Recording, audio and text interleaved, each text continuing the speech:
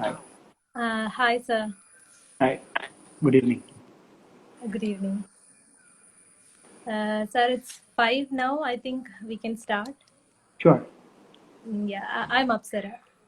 Hi, Apsara. This is Mathew Jameson. Yeah, sir. Yeah, So I think we can start now. sure. Yeah. So today it's October 10th, World Mental Health Day. And ASCE FISAT Student Chapter is launching a mental health campaign called It's Okay. And we have with us here Mathew Jameson, sir. He's a psychologist at Optum Health Care Center, India, and he did his master's in pharmacy and applied psychology, and now he's doing his Ph.D. in psychology. So, welcome, sir. Thank you. So, I think we can go straight away to the Yeah, questions. sure. Yeah, we are very interested to hear from you. Yeah, okay. I'm audible, right? Clearly. Yes, yes. I hope Yeah. I'm also audible. Yeah. Yes, sir. Good. Okay. Okay.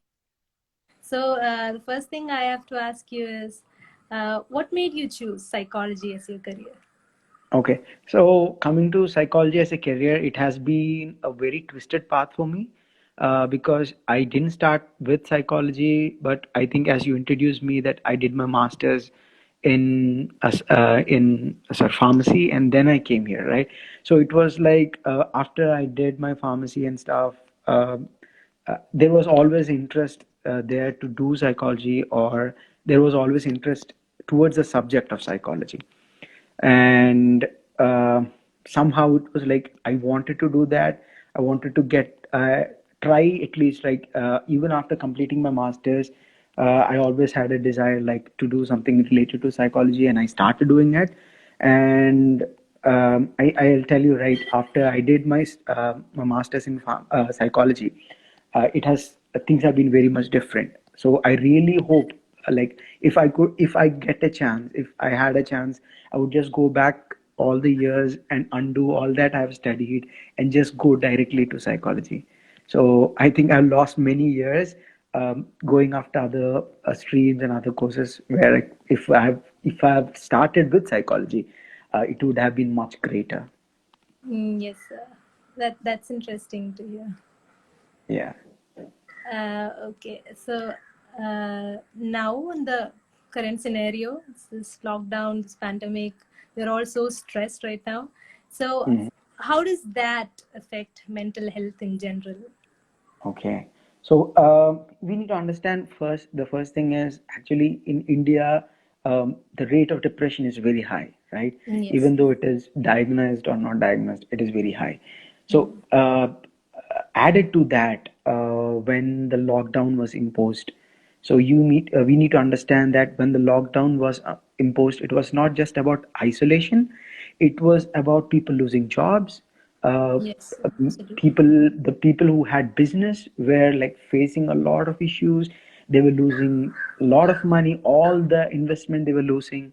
Then it was like people, few of them got stuck, maybe in abroad on other states, and children are at one place, parents are at one place. So it's a mixture of things that was happening. It was not just isolation. So one of the most major things that was happening all throughout the lockdown was anxiety. People were Yes. very anxious because everything was very much unclear. So nobody knew what COVID actually is. Like you could only get information. You were getting a lot of information from the media, from whatever, like your WhatsApp, your Facebook, and all that stuff. And you were hearing that people in other countries, like there are like thousands and thousands of people in other countries passing away. Then if that was not enough, then people started losing their jobs. There was like a lot of loss in business. With that, the anxiety started increasing a lot. So that was one thing that increased immensely. Other thing that we maybe we all don't recognize is, see, when the lockdown was imposed, everybody is at home. Father, mother, sons, kids, everybody are at home. So so when it is a normal day, like the husband goes to a job or wife goes to the job, kids go to school, so the amount of time they spend with each other, even though it looks great, it's just about 6 7 hours. Yes, sir. Right? If you take away the amount of time we spend sleeping and we do activities, the amount of time they spend in a day is maybe less than 6 hours, less than 5 hours even. Yes, sir. So when it came to lockdown, people, it might be family was spending so much time together.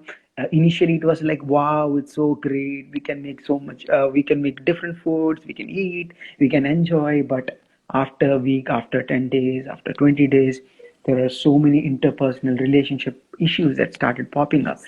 because there were so many issues they were not talking about before. They could just avoid. They could, the husband or the couples could just go to the jobs, and children could just go to the schools, and they could get out of the house and just avoid the conflict. But now they're stuck at home.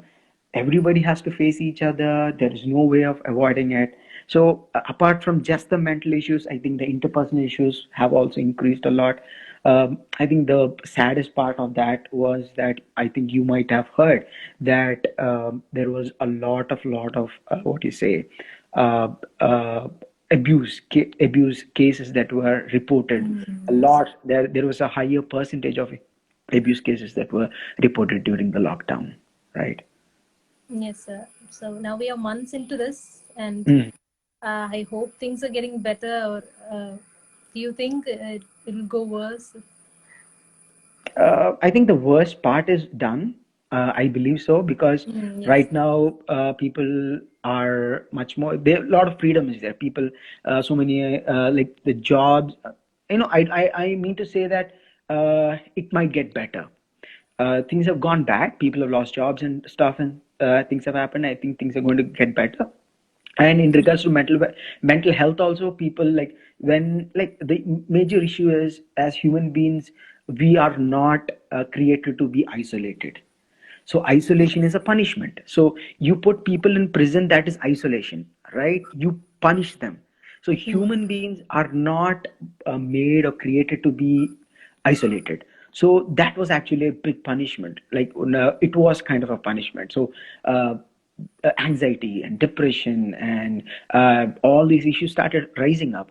But I would not say, like, once the lockdown is lifted and everything is back, like, all the mental health issues are gone, but it is not as worst as it was during the actual lockdown. Yeah. Yes, sir. But I understand there is still some taboo, some social stigma related to this Mm. mental health issues. People sometimes are afraid to go to a therapist, or sometimes people don't want to go to a therapist. Like, what others will think is their main concern. So, True. what do you think about this?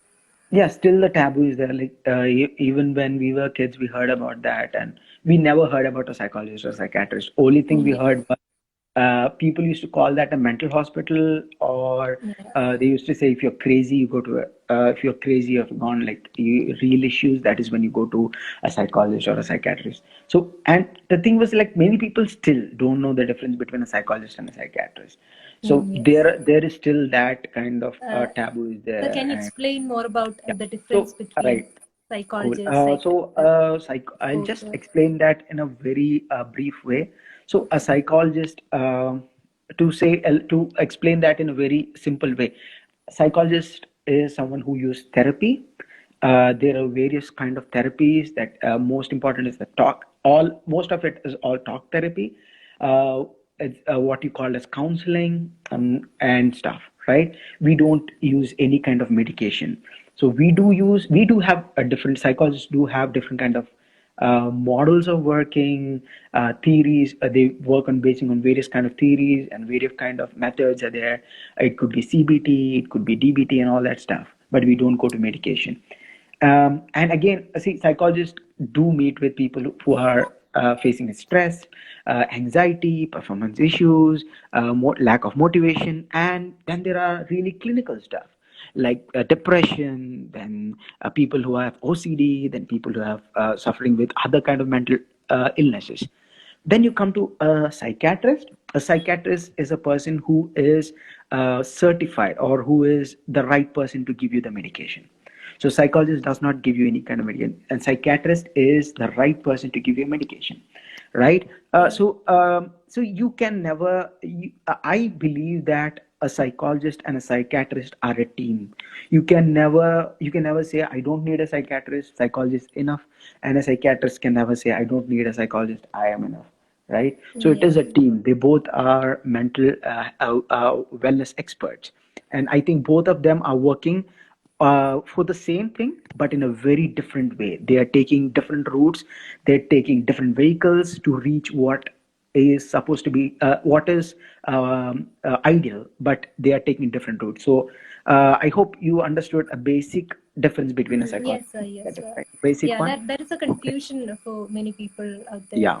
Yes, what is psychiatrist? We think they are same. They're the same, but Yeah, yeah, I understand that is as I not. told you, at least in a single word, psychologist does not prescribe medication, psychiatrist prescribes medication. If that is as simple as that, like if you can put that in a single word, that is what I could say. Yes, sir. Okay, sir. Okay, and I wanted to ask there is this thing that sometimes people can't differentiate depression and sadness. Like, so, Mm. what is the distance between them? How far is depression from sadness? True. See, that is a very big concern because when you are sad, like when we are sad, it makes sense when somebody comes and tells me snap out or go and talk to somebody, go out. It makes sense to me, right? But if you're using the same words and you're telling the same things to a depressive person, it is very very wrong. It is very very bad. But that is what we are doing because as you told me that there is a confusion between what is sadness and what is depression. So sadness, if I have to explain it, is just an emotion. It's an emotion that we all go through. Even a kid goes through sadness. Any person in the world, Yes. they go through sadness when you don't get anything that you want, when you anything that you expect something, it doesn't happen, you are sad, right? But a Yes. depression is not just emotion, it's a mental illness, right? So Yes. other way how I could explain that better is, suppose as if I'm sad, I would like to talk to my friends. I would like to share my the reason for my sadness with my friends. I would like to be with my friends. I would like them to notice that I'm sad. I would like them to come on and talk to me, or I would like to go out and watch a movie so that I can just forget about that. I would do some kind of an activity so that I can get over it, and I will get over it, right? But when it comes to depression, I would not, I would not like, or I would not even prefer going and talking to people. I would prefer being isolated. I would prefer not looking at people.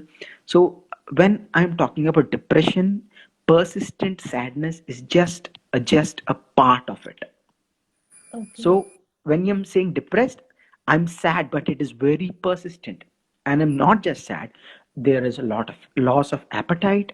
The kind of activities that I enjoyed before, right now, I don't even like those activities.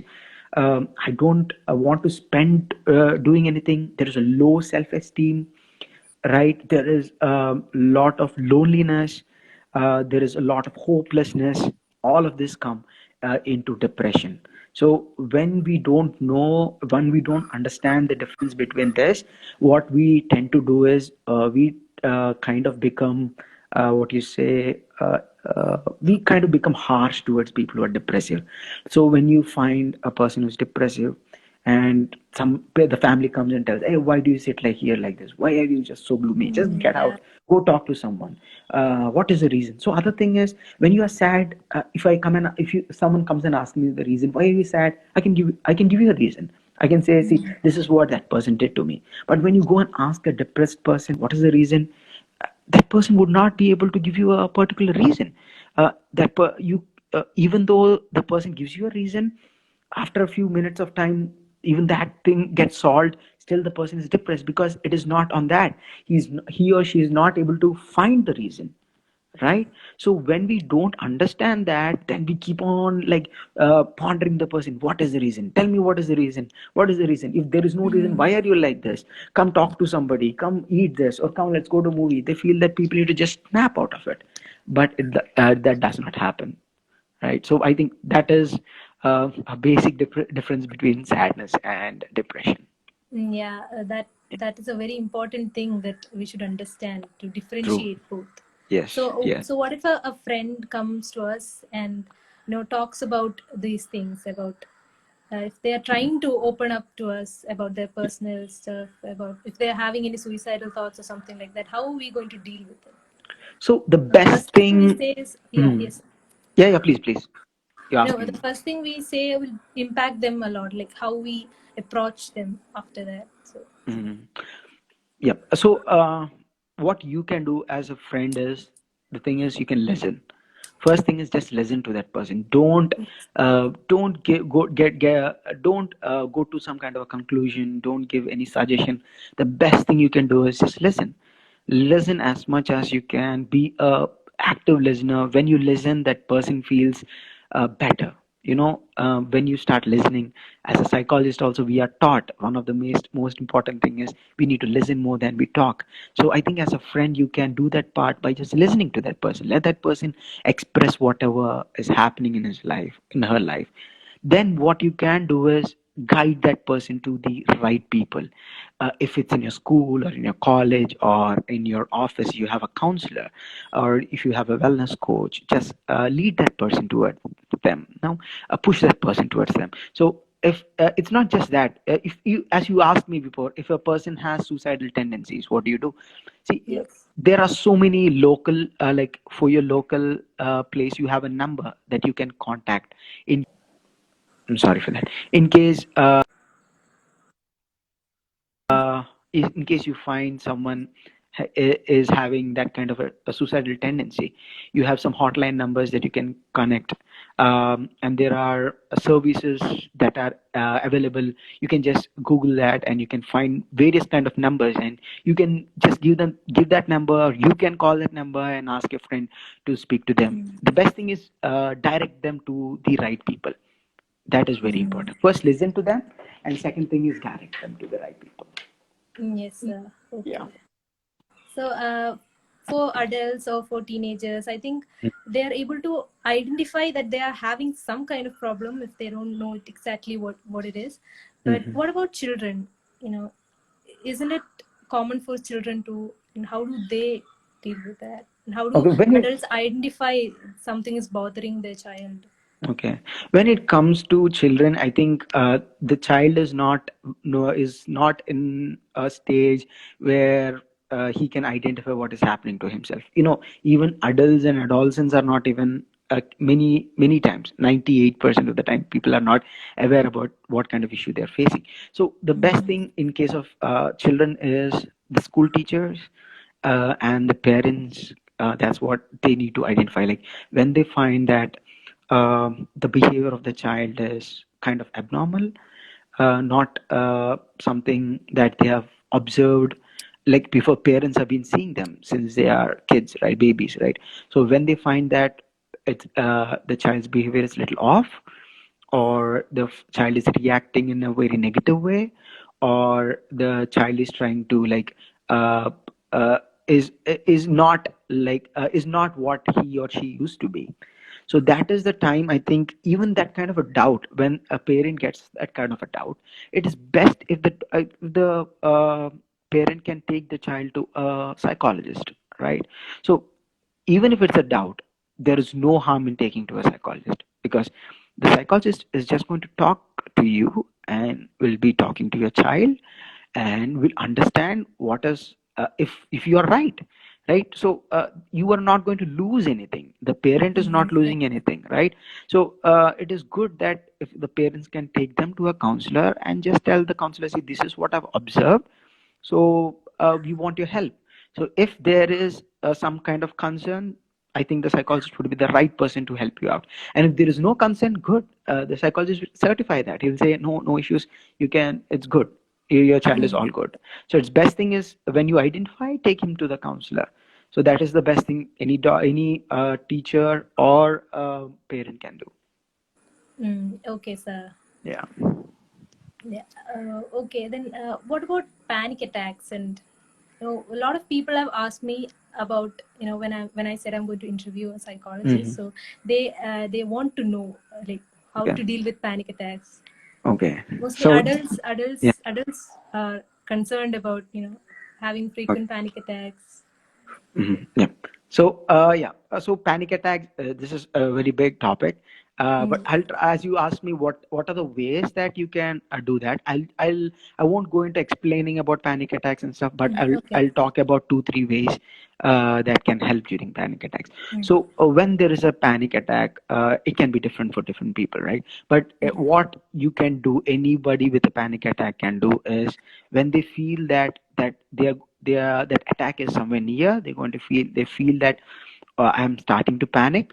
The best thing we need to do is deep breathing. So taking a deep breath and breathe out. So breathe in as much as you can and slowly breathe out. So this is a very simple exercise. You can do it even when you're traveling, even when you're sitting anywhere.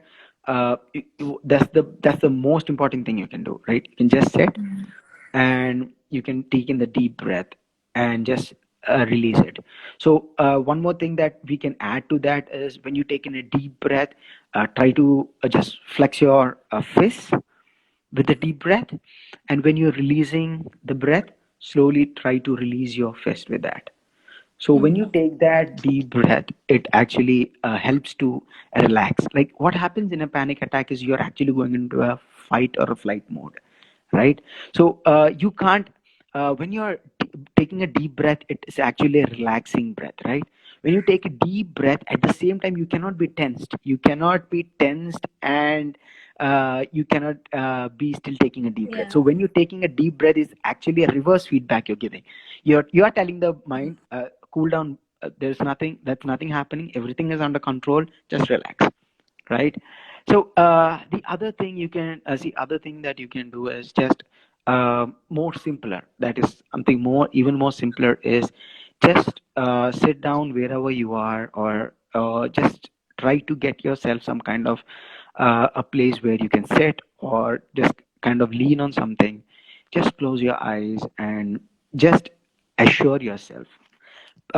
There are few affirmative statements that you can prepare for yourself. See, panic attacks are something that keep on happening. For few people, it keeps on happening during particular kind of situations, or quite often. So if I know that so my panic attacks are these kind, happen mostly during these kind of times or places, so what I can do is I can kind of prepare some kind of affirmative statements. uh, it could be, so suppose, let me just say that I have a health issue.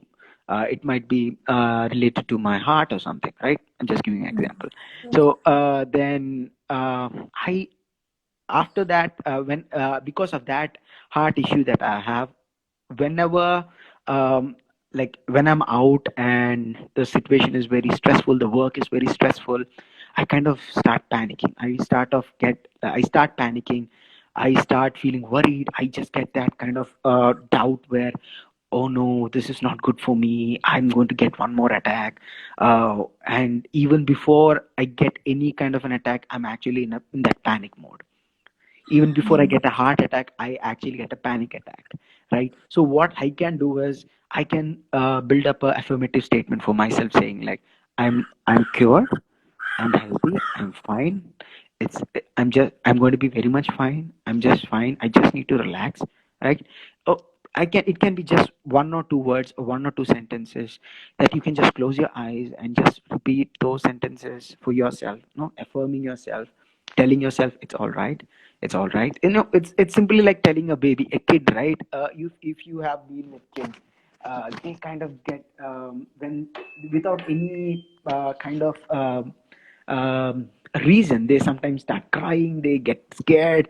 So what you do is you hug them, tell them it's okay, it's okay, I'm there with you. Yeah. Nothing is there, nothing, it's just the wind, or it's just some kind of a lightning.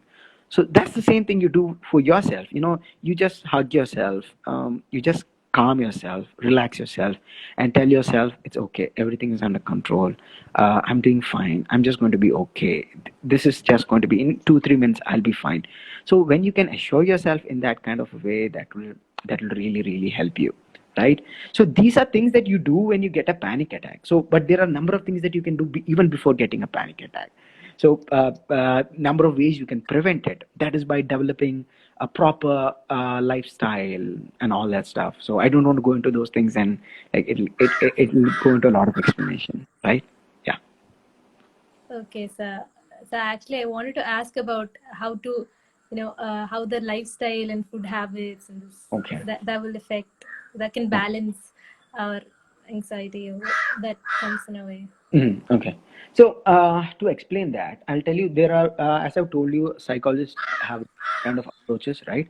So, there is an approach called as TLC, that is therapeutic life change.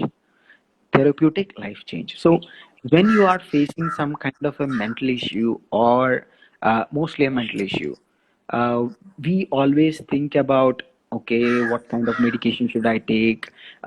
What are the things that I need to add into my life? But it is mostly like, what are the changes that you can do in your life, changes you can make in your life. It's a therapeutic life change. The changes you can make in your life, that can be the diet that you take.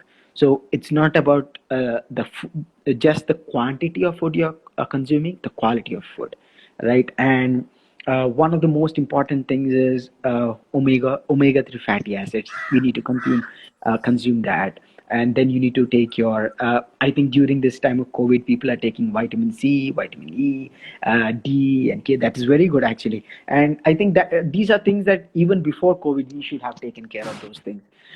Because I do understand, right? Because we are living in a society that is running at a very at a very fast speed, right? It's running every day. It's a run. It's a race.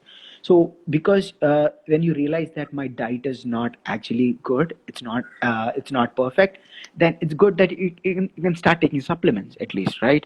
Because these supplements and vitamins and omega 3 fatty acids are very, very, very, very important, even for your mental well-being. Then there, when you asked me about activities, right? So see, it is very much required that you have exposure to sun, right? So in early on times, our even during our times of grandparents, what they used to do is early in the morning they used to just go out. They used to just get out of the house and do things outside, because they get that required amount of sun exposure. Actually, that has a lot of impact on your mental well-being. It has a lot of effect on your mental well-being. So that was one of the reasons, right? People, when they were in lockdown and they were in isolation, they did not get even that sun exposure. They were not getting that proper exposure. So that is one thing. So as you're talking, okay, I don't want to go off topic again. So as you're asking me about the lifestyle changes, yes, there is a lot of lifestyle changes that need to be make. Few things like you can do is prepare a morning routine, prepare a night routine. What are the things I want to do today morning, before I get to my work or before I get to my college or school? What are the things I want to do before I get to sleep? So these things, it can be diet, it can be exercise, it can be the food I want to eat, it can be a number of things. So this actually helps you monitor what you are doing, what you're eating, and how you're spending most of the day. Because once you go to school and college and you go to work, I think there are so many, what you say, limitations, right? There's so many boundaries. But the those hours before going to work or before going to office, those hours that you have at when you wake up, and those hours that you have before you go to bed, it can be 3 hours in the morning, 3 hours in the evening, 2 hours in the morning, or even 1 hour in the morning, 1 hour in the evening. Try to make best use of that to bring about a change in your lifestyle. So try to make small changes. Don't When we think about changes, we go for big drastic changes. Drastic changes Exactly. won't work. Don't They might work for 3 4 days, but they don't actually last. If you actually want changes to happen, make minute changes. Keep changing every day. Keep that process going. It's a process. Every day you change a bit. Today, maybe say, suppose I'm just drinking 250 or 500 ml of water in a day, and then I hear that I want to drink 3 liters of water. Then tomorrow morning I get up and I'm like, I'm in that race to drink 3 liters of water. What happens is, in 3 4 days I get irritated. I'm not used to that. I get nauseous, and I quit. Better is, if I'm consuming 500, I start off by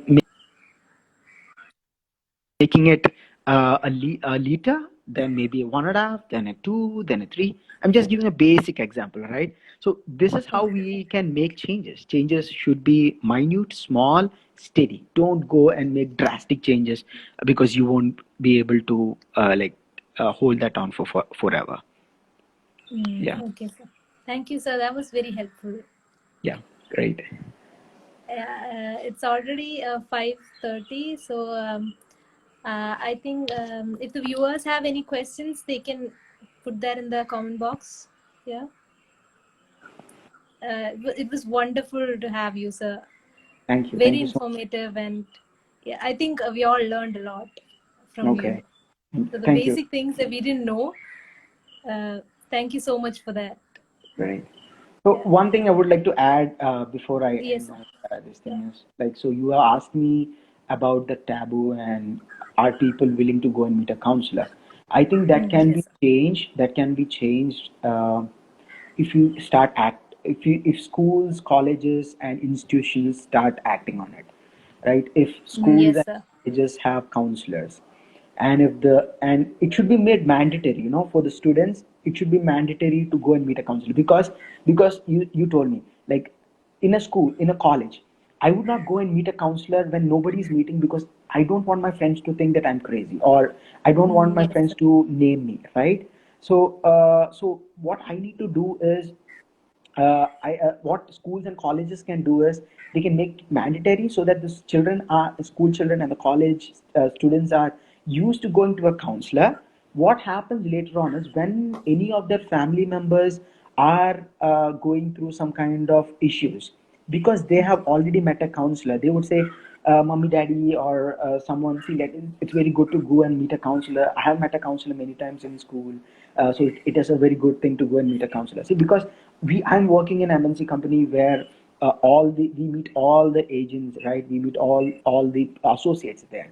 So initially it was even awkward for them. They were like, we don't have any issues, why should we go and meet a psychologist, what is our problem? But it was made mandatory, but everybody has to come and meet a psychologist every month. Yes, sir. So what happens is, over a 3-4 months of period, now they are happy coming and talking to a counselor. They love coming and talking to a counselor. It's not just that. When their family members have an issue, what they do is they suggest them. They tell them, "Come, let's go and meet a counselor. Let's go and meet a psychologist." It's good. So it changes in institutions. It changes in a college. These are things that I think colleges, schools, and institutions need to take up. I think that is how people can be educated, and the whole mental health system can be changed. Yes, sir. We are Yeah, also working towards that change by starting this mental health good, campaign. good. That's excellent. That's excellent. Yeah, Yeah, we want to great. reach out to people who need help, Yeah, who are true, true. afraid to ask help most of the Mm, time. yeah. So So, I saw someone asking a question. How do I help yes, how family to members who help are family members. going through depression? See, Yeah. as I told you, see, first thing is, don't be judgmental, just listen to them. So the best thing you can do is listen. Keep on listening to whatever they're saying. When you listen to them, they would feel better. See, I don't think a normal family member who is not a mental health expert can actually give suggestions or do something. But the best thing you can do is listen to them. If you know, when you listen to them, it's like really giving them, like, it's like really helping them a lot. When you listen to them, when you just sit and every time they are depressed and they are going through that depressed mode, and they are like, they talk and they cry, you listen to it, and you encourage them to go and meet a counselor, a psychologist, and from there. And it's not just about going and meeting a psychologist. So the psychologist tells you, see, these are the things you need to do, these are the things you need to write down, these are the things you need to follow. So you become the partner, you help your family member, you encourage the family member, because the people who are depressed, they don't have any kind of motivation, they lack motivation. They want to get out of depression, but they feel that I cannot get out of it. They lack Yes. motivation. They are completely hopeless, right? So they won't do it. So it's about, that's how, where you can go forward and tell them, come on, I'm with you, do it. And you can push them, you can support them. That is the only way you can help any person in your family who's going through depression. and it's a big help. It's a very big help that you can do. Yes, sir. Yeah, Thank you so much, sir. cool. So I think we don't have more questions here. Okay, cool. Yeah. It's a nice initiative that you guys have done. I hope you do further things for mental wellness, Thank and you, I sir. hope you guys going forward, right? You do much more bigger things, right, in regards to mental health, because that is one thing that you are like. I think these things should be done by you all, because that is the only way it can go into the society. Like when you Yes. talk about this with your family members, and when you make it a talking point, I think, see, because in India, when someone does something, when you hear about a famous suicide or someone beloved commit suicide, that is when this topic comes out. For one day, everybody's talking about it. 2 days, everybody's discussing about it. Then it's gone. It's gone, and nobody about mental health. They think it's just a nonsense. Yes, So sir. that needs to go. That needs to change. Yes, sir. We are trying to make a change here. Great. All the best. Thank you, sir. So Yeah. Thank I'm thanking you in behalf of ASCE FISAT Student Chapter. So I think we can end now. Yep. Thank you so much. Thank Thank you, you guys. so much for this wonderful Yeah. session. Thank you all. Thank you so much. I want to thank your institution for giving me this opportunity, and I want to thank Shweta for recommending me and introducing me to you guys. Thank you, Shweta, so much, and thank you, guys. And you have been a very good host. I think Thank you, sir. you need to do further. Like you need to continue doing more hosting. Right? You Thank have you, good sir. interviewing skills. Great. Sure, sir. Wonderful. Thank you so Thank much. you so much for your presence. Thank you. It was very helpful. I'm glad I could Sure. help. Thank you, sir. So I'm ending this meeting right now. Sure. Sure.